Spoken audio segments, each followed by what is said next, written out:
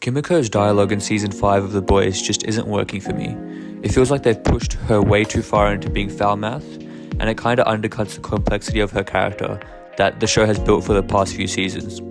This is someone who's gone through serious trauma, loss, and growth, and now that a lot of that nuance feels buried under shock value dialogue. Don't get me wrong, humor absolutely has a place in The Boys.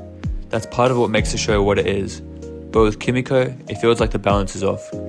She's starting to come across less like a layered character and more like a Gen Z style comic relief insert. And that shift honestly is quite jarring.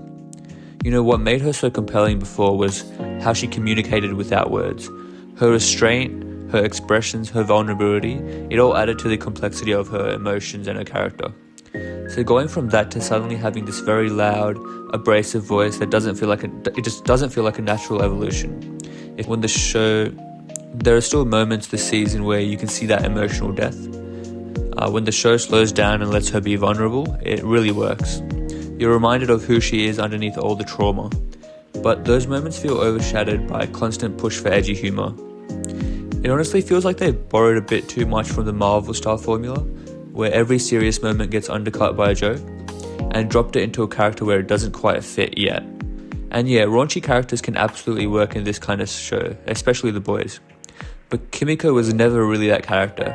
Her strength came from her quiet intensity, not from being the loudest voice in the room. And I'm not saying she has to stay quiet, but it just feels like such an extreme switch. If this had been a gradual shift, if we had seen her slowly open up, find her voice, and evolve, it probably would have landed a lot better. But going from barely speaking to a completely different personality, this quickly just feels off. Right now, she's drifting more towards comic relief than emotional core. And that's a bit of a shame considering how strong her character used to be. They still have opportunities in this season to redeem it. Hopefully, the rest of the season finds a better balance. The depth is still there. It just needs more room to breathe.